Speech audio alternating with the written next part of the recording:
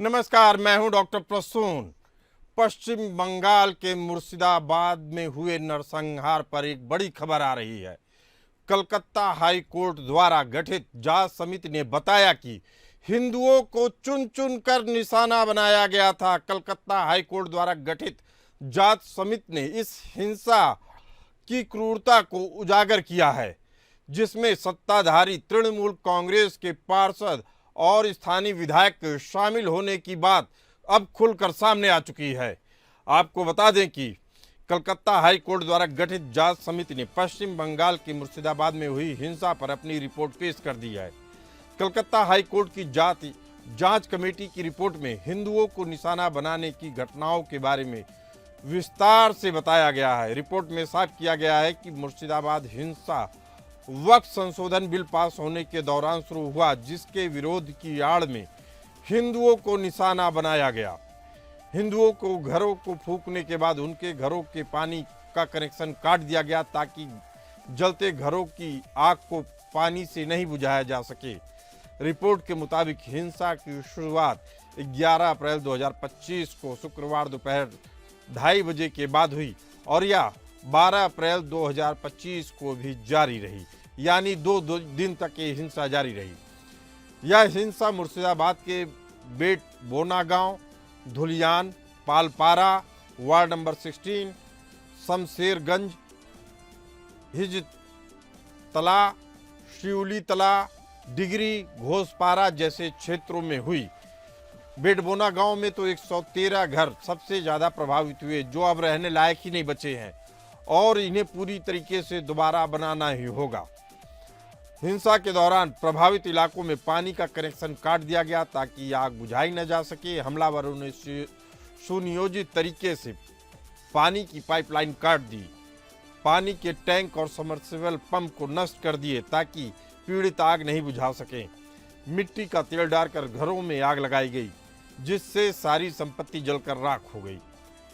मुर्शिदाबाद में हिंदुओं के घर में रखे सभी कपड़ों को जला दिया गया ताकि घर की महिलाओं के पास अपना शरीर ढकने के लिए कुछ भी ना बचे। रिपोर्ट में कई पीड़ितों के बयान दर्ज किए गए हैं, जिनका खुलासा हो चुका है, जो इस हिंसा की क्रूरता को अपनी जुबानी बयां करते हैं। सभी पीड़ित हिंदू समुदाय से हैं और उन्होंने बताया कैसे उनको घरों को जलाया गया, कैसे उनकी संपत्ति लूटी गई और उनके परिवार पर जानलेवा हमले भी लगातार होते रहे। प्रतिमा मंडल हैं, जो बिंटोना गांव की रहने वाली है। उन्होंने बताया कि उनके घर के पास एक जिंदा बम पाया गया था। हमलावरों ने उनके घर से सोने के गहने और फर्नीचर लूट लिया। इस हमले में कई प्रभावित लोग भी शामिल हैं। हमला पीड़ितों मनोज राय, आकाश मंडल, विकास मंडल, निखिल मंडल, चीता राय, बाबुल मंडल, निवारुण मंडल, शंपा मंडल, भावानंदा घोष, वासुदेव मंडल, राम मंडल, अर्जुन मंडल और लतिका मंडल शामिल हैं। बात करें दूसरे पीड़ित की तो प्रशांत मंडल और सरस्वती मंडल नामक इस दंपत्ति ने बताया कि उनके टोटो वैन, मोटरसाइकिल, साइकिल और ट्रैक्टर को लूट लिया गया और उसमें आग लगा दी गई। फूलचंद मंडल और पलाश मंडल ने बताया कि वह 3 सदस्यों वाला परिवार है, जिसमें उनकी पत्नी और छोटा बच्चा शामिल है। हमलावरों ने उनके घर को तबाह कर दिया और उस जगह को रहने लायक नहीं छोड़ा। उन्होंने बताया कि हमलावरों ने उनकी पत्नी और बच्चे को बचाने के लिए भागने की कोशिश करने वालों पर चाकू से हमला किया। चाकू उनकी गर्दन और नाभि पर मारा गया, जिससे उनकी जान खतरे में पड़ गई। पारुल दास नामक एक पीड़िता है। उन्होंने बताया कि हमलावरों ने उनके घर का दरवाजा तोड़ दिया, खिड़कियां तोड़ दी, बोतलें और पत्थर फेंके। उन्होंने उनकी पत्नी और बेटे को अगवा कर लिया। हमलावरों ने अपने चेहरे कपड़ों से ढके हुए थे ताकि उनकी पहचान ना हो सके। हरगोविंद दास और चंदन दास। सबसे भयावह घटना में 74 वर्षीय हरगोविंद दास और उनके 40 वर्षीय बेटे चंदन दास को उनके मुस्लिम पड़ोसियों ने कुल्हाड़ी से काट डाला। एक व्यक्ति वहां तब तक खड़ा रहा जब तक दोनों की मौत नहीं हो गई। यह घटना 12 अप्रैल को हुई। इस हत्या के बाद इलाके में इतना डर फैला कि दोनों के अंतिम संस्कार से भी लोगों ने दूरी बनाकर रख ली। कृष्णा चंदापाल की बात करें तो उन्होंने बताया कि हमलावरों ने उनके घर से 17 लाख रुपए की कीमत के सोने के गहने और फर्नीचर लूट लिए। हमलावरों ने घर के पिछले दरवाजे से घुसकर परिवार के सदस्यों पर हमला किया। एक और पीड़ित हैं जयराम पाल ने बताया कि उनकी मिट्टी के बर्तन की दुकान और साइबर कैफे को जलाकर खाक कर दिया गया। अपूर्वा KR पाल और कृपा सिंधु पाल हैं। इन पीड़ितों ने बताया कि उनकी एक साइकिल, 32 इंच का रंगीन टीवी के साथ ही 2 लाख रुपए लूट लिए गए। नवीन चंदापाल और शंकर पाल नामक पीड़ितों ने बताया कि उनके बेटे की शादी के लिए रखे गए 80,000 रुपए और 2 सोने के गहने चोरी कर लिए गए। उनके घर की सारी संपत्ति नष्ट कर दी गई। कोलकाता हाई कोर्ट की जांच समिति ने प्रभावित गांवों का दौरा किया, पीड़ितों से बात की और अपनी रिपोर्ट तैयार की। इसी रिपोर्ट में इन लोगों का बयान दर्ज है। यह रिपोर्ट 20 मई 2025 को हाई कोर्ट की डिवीजन बेंच के सामने पेश की गई। मुर्शिदाबाद की हिंदू विरोधी हिंसा की जांच के लिए कलकत्ता हाईकोर्ट ने एक समिति का गठन किया था। जांच समिति में राष्ट्रीय मानवाधिकार आयोग, राज्य विधिक सेवा प्राधिकरण और न्यायिक सेवा के सदस्य शामिल थे।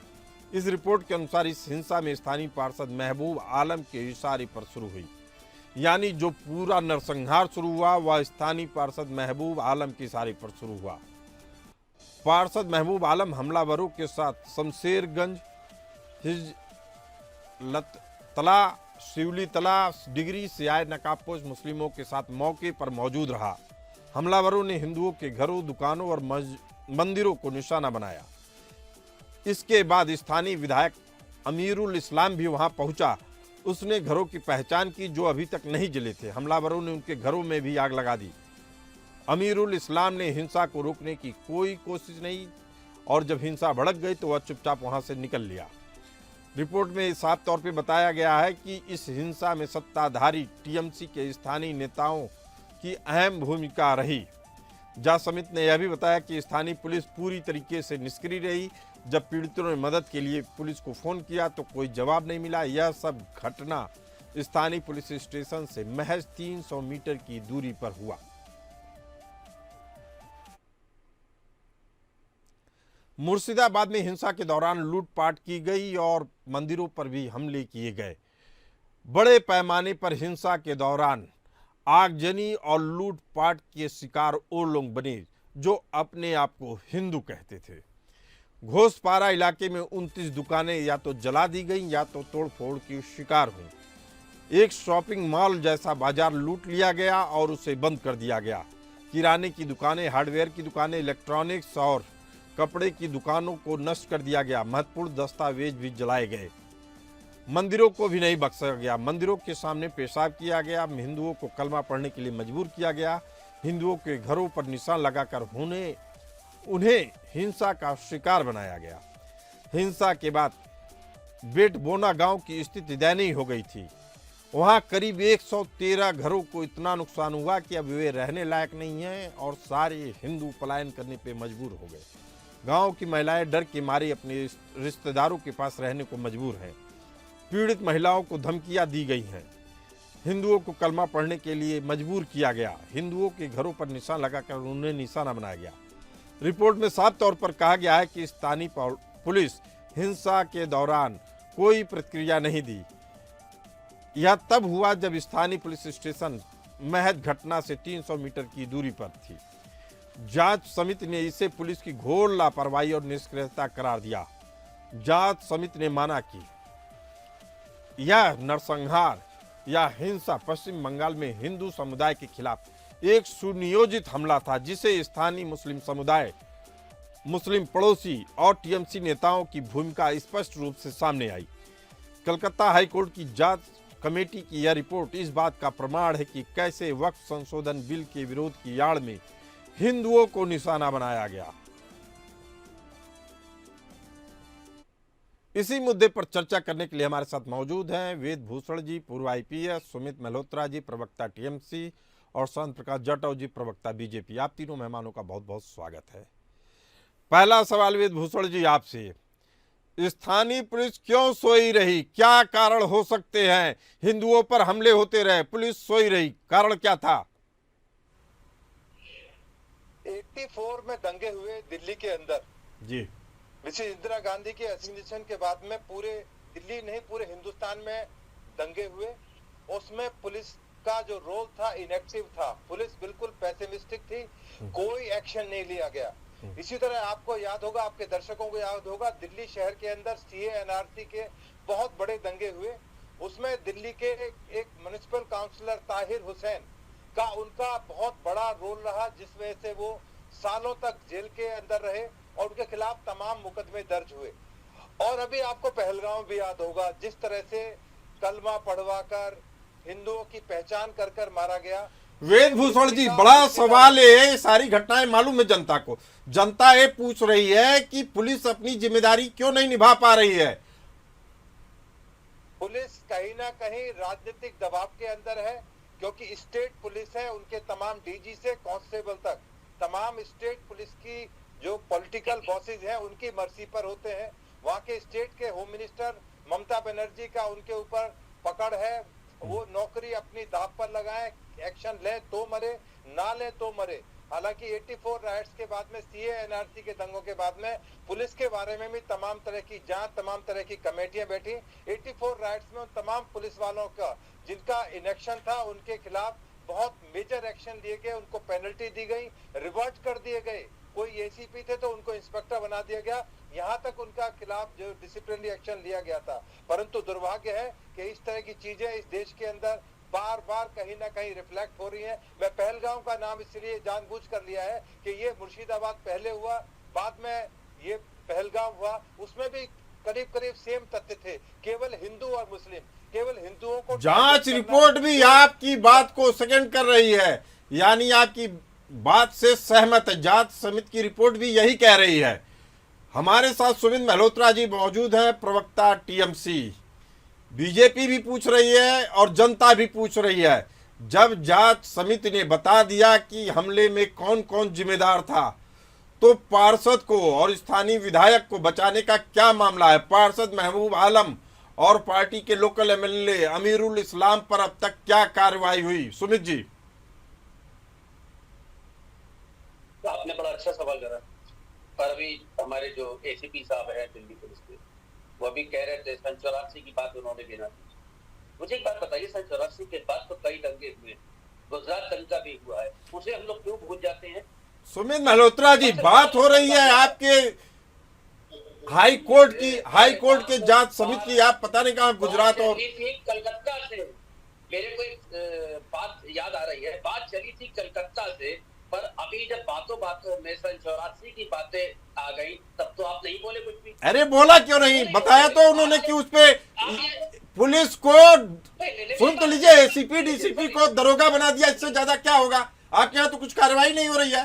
जांच समिति में सीधे सीधे नाम आ गया महबूब आलम का और एमएलए अमीरुल इस्लाम का, और धर्म पूछ पूछ के हत्याएं हुई हैं, धर्म पूछ पूछ के जलाई जा रहे हैं घर। और ये किसी पार्टी का जांच नहीं है, हाई कोर्ट के। जी, सारी बातों पे आऊंगा, पर मेरे को थोड़ा सा एक जवाब देने दिए एसीपी साहब का। अभी इन्होंने 84 की बातें करी। एसीपी साहब के जवाब नहीं देने की जरूरत है सुमित साहब।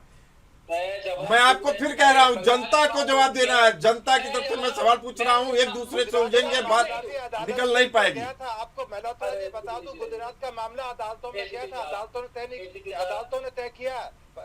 सुमित जी को अपनी बात पूरी करने दीजिए। वेदभूषण जी, कमेटी की रिपोर्ट है, गुजरात के बारे में पूरी जानकारी हासिल कीजिए। पहले वहाँ हुआ क्या था, अदालतों ने क्या रुख अपनाया, अदालतों ने क्यों बरी कर दिया? कि अदालतें भी वेस्ट बंगाल कलकत्ता की तरह कोई, वहाँ पर आपको लगता है कि उसमें डाउट है अदालतों के ऊपर? हमारी अदालतों पर शक करते हैं सुमित जी, आपसे फिर वही सीधा सवाल, आपके आरोपी पार्षद और आपके आरोपी एमएलए पे क्या कार्रवाई किया टीएमसी ने? उसमें तो निर्णय आ चुके हैं, आप उस पर आप। वेदभूषण जी, आपसे आग्रह है कि आप थोड़ी देर तक उनका जवाब सुने सुमित जी का। डिस्कस नहीं कर रहे। मैंने तो जरा सी बात रखी, पूरा होने लगे। मैंने तो कहा गुजरात दंगा भी हुआ था, बरेली का कोर्ट ने क्या निर्णय लिया, मैं इस पर जाना ही नहीं है। अरे सुमित जी, जो मैं सवाल पूछ रहा हूँ उसका जवाब दे दीजिए आप। पूछिए। मैं पूछ रहा हूँ कि अब जब कोलकाता हाई कोर्ट की जांच समिति ने बता दिया कि आपके पार्षद महबूब आलम खुद नेतृत्व कर रहे थे दंगाइयों का, नरसंहार का, और उसके बाद उसमें स्थानीय एमएलए अमीरुल इस्लाम भी शामिल थे।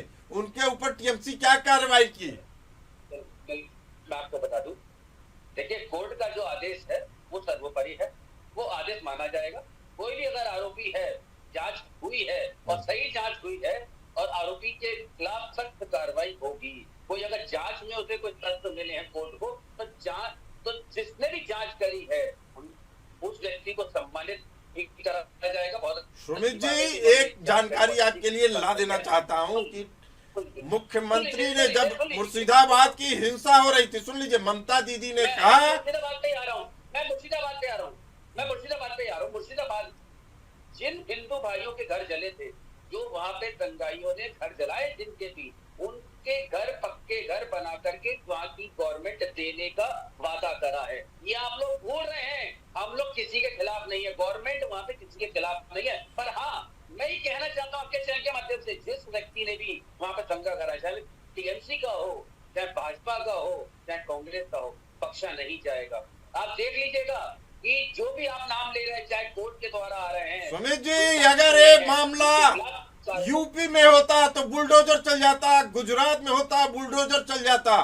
इंतजार किस चीज का है आपके पास, जबकि सारे सबूत बता रहे हैं कि महबूब आलम और अमीरुल इस्लाम इसके मुख्य आरोपी हैं। बुलडोजर ने तो तमाचा मारा है कोर्ट ने, हाई कोर्ट, सुप्रीम कोर्ट ने तमाचा मारा है। आप बुलडोजर नहीं चला सकते, बुलडोजर में तो तमाचा पड़ा। क्या कहना चाहते हैं? बुलडोजर से आपने एक ही पक्ष के ऊपर आपने बुलडोजर चलाए, आरोपियों के ऊपर आप चलाते हैं ना। आरोपी आपके क्या भाजपा के? सुमित मल्होत्रा जी, मुझे आप बताइए, मैं आपको बता रहा हूँ, जब ये हिंसा हुई तो ममता दीदी ने कहा कि बाहरियों के कारण और बीएसएफ के कारण यह हिंसा हुई है, लेकिन रिपोर्ट ने, जांच समिति की रिपोर्ट ने साबित कर दिया कि इस हिंसा में टीएमसी के नेता, खासकर पार्षद और विधायक, पश्चिम बंगाल की पुलिस और पश्चिम बंगाल की सरकार, तीनों को बेनकाब कर दिया इस जांच रिपोर्ट ने।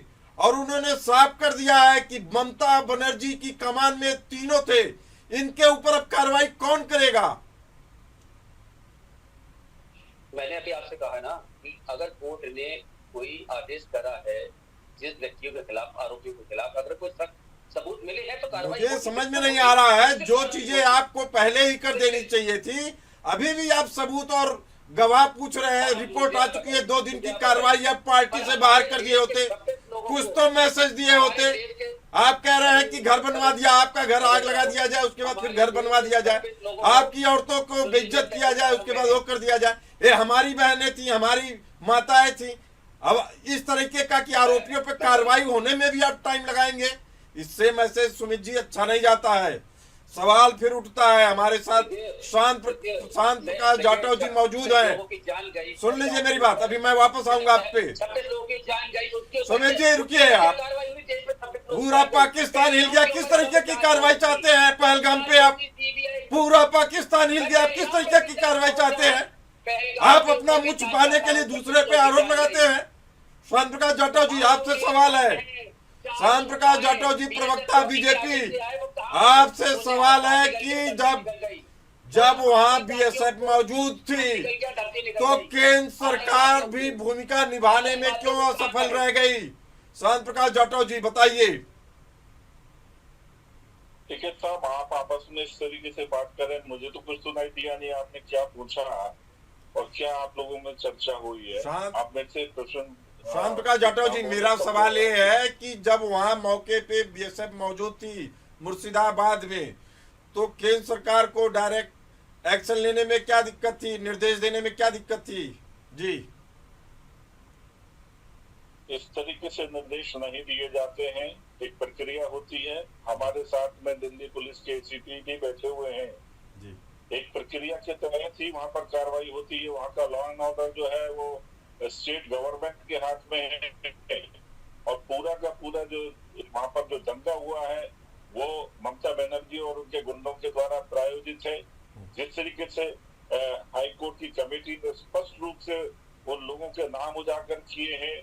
वहाँ के लोकल पार्षद और वहाँ के विधायक ने सारे घटना को अंजाम दिया है। इसमें कहीं इफ एंड बट नहीं है। इन लोगों ने जानबूझ करके वहाँ पर हिंदू परिवारों के ऊपर हमला किया, उनके घरों को आग लगाई, मंदिरों पर पेशाब वगैरह इस प्रकार की घटनाओं को अंजाम दिया है। और मैं ये देख रहा हूँ वहाँ पर प्रवक्ता जो बैठे हुए हैं जो वाहियात बातें कर रहे हैं, इस तरीके से आप सुमित मल्होत्रा जी, ये सब चीजें मंदिर पे हुआ है। सुन लीजिए सुमित मल्होत्रा जी, जांच समिति की रिपोर्ट में आया है। आप रुक जाइए, शांत प्रकाश जाटव जी को बोलने दीजिए जी। टीएमसी ने गुंडागर्दी जता करके दिखा करके बता दिया कि हाँ हम गुंडे हैं, और इन्होंने ये भी बता दिया कि हम हिंदुओं के खिलाफ हैं। हिंदू जिस वक्त में ये सरकार ये चुनाव जीते उस वक्त में इन्होंने क्या किया, जो जितने भी हिंदू परिवार में आग लगाई। और अब जिस वक्त ये दिखाई दे रहा है कि चुनाव नजदीक आ रहा है तो फिर एक दहशत पैदा की जाए, और इन्होंने फिर जो है हिंदुओं को फिर टारगेट किया ताकि पश्चिम बंगाल का जो हिंदू है वो किसी सूरत में भाजपा के पक्ष में वोट न करे। इस प्रकार जो गुंडागर्दी करके और अपने ही वहाँ के जनप्रतिनिधियों के माध्यम से इन्होंने जो घटना को अंजाम दिया है, ये बेहद दुर्भाग्यपूर्ण है। और मैं समझता हूँ कि किसी भी सूरत में जो ममता बनर्जी इस वक्त में काम कर रही है, वहाँ पर हिंदू जेनोसाइड जो नरसंहार किया है, ये एक जो 1984 में जो है ना कांग्रेसियों ने सिखों के साथ किया था, ठीक वही स्थिति यहाँ पर इन्होंने पैदा करने की वेद भूषण जी हमारे साथ मौजूद हैं, पूर्व IPS वेद भूषण जी। संज्ञान में है। आपसे एक सवाल है कि क्या केंद्र सरकार सीधे BSF को निर्देश नहीं दे सकती थी जब 2 दिन तक मुर्शिदाबाद जलता रहा, सुलगता रहा? वेद भूषण जी, देखिए, जाटव जी ने बिल्कुल क्लियर बताया कि स्टेट गवर्नमेंट की जिम्मेदारी है लॉ एंड ऑर्डर को मेंटेन करना। केवल राष्ट्रपति शासन लगाने के बाद में सेंट्रल फोर्सेस वहां पर इंटरवीन करती हैं, क्योंकि तमाम सिस्टम राज्यपाल के अंदर प्रेसिडेंट के थ्रू तमाम उनके पास सारी शक्तियां पावर आ जाती हैं। ये केवल स्टेट गवर्नमेंट की जिम्मेदारी थी। अभी जो आपके प्रवक्ता पहलगांव पर उंगली उठा रहे थे, मैं उनको क्लियर करना चाहता हूँ, वह उनकी उत्साह जानकारी में नहीं है। वो पूरे वर्ल्ड को पता है कि ऑपरेशन सिंदूर हुआ था वहां पर, और 5 टेररिस्ट को दूसरे दिन वहां पर ढेर कर दिया गया। अभी हम दूसरे मुद्दे पे नहीं जाते हैं। हमें मालूम है कि दुनिया को मालूम है कि क्या हुआ था पहलगाम के बाद। पता ही नहीं है, कह रहे थे क्या हुआ। वेद भूषण जी, बात को हम लोग उसी पे रखते हैं कि मुर्शिदाबाद में क्या हुआ, उनको यही नहीं पता मुर्शिदाबाद में क्या हुआ, इसी पे हम रहेंगे। सुमित जी आपसे आग्रह है कि आप उनको जवाब मत दीजिए, जनता को जवाब देना है। सुन लीजिए सुमित जी, आपकी आंखें बंद है। सुमित जी मेरी बात सुनिए। आप तुष्टीकरण की राजनीति करते हैं, रोज अघोषित आपातकाल की बात आप लोग करते हैं, लेकिन सवाल है कि नरसंहार में शामिल आरोपियों को कौन उनके किए की सजा दिलाएगा? सुमित जी जवाब दीजिए। नागरिक हूँ, 100% आपसे ज्यादा डिवोटेड नागरिक हूँ। PCR से आग्रह है कि सुमित जी की आवाज अब करें। जी सुमित जी आपसे आग्रह है कि मेरे सवाल का जवाब दें। एसीपी साहब, मैं मदद नहीं कर रहा हूँ, मैं तो खुद कह रहा हूँ आप भाजपा के प्रवक्ता बन जाइए। एसीपी की सुमित जी इस तरह की बात मत करिए। मैं आपसे कह दूं बीजेपी प्रवक्ता बन जाइए, बन जाएंगे नहीं, ये गलत काम मत करिए। कोई सही बात करता है, आप गलत बात मत करिए। सुमित जी आप अपनी बात रखिए, अपनी पार्टी की बात रखिए। मैं खुद कह रहा हूँ ना, आप प्रवक्ता बनिए भाजपा। नहीं, आप क्या कर रहे हैं? आप बीजेपी प्रवक्ता बन जाइए। ये बात हुई क्या? कोई नहीं, आदमी अपना पक्ष रखेगा तो आप कहेंगे कि आप प्रवक्ता बन जाइए। नहीं सुमित जी आप अपनी पार्टी का पक्ष रखिए। आपको ये नहीं पता ऑपरेशन सिंदूर हुआ है, आप प्रवक्ता बनकर आगे टीएमसी, आपको ये अरे भाई मेरी बात सुनिए। आप ऑपरेशन हुआ, दुनिया ने देखा। सुमित मल्होत्रा जी आपसे फिर सीधा सवाल पूछ रहा हूँ, अघोषित आपातकाल की बात करने वाले मुर्शिदाबाद नरसंहार पे चुप्पी क्यों साधे हैं? अब तक एक्शन लेने में देरी क्यों? सीधा सवाल, सीधा जवाब चाहिए।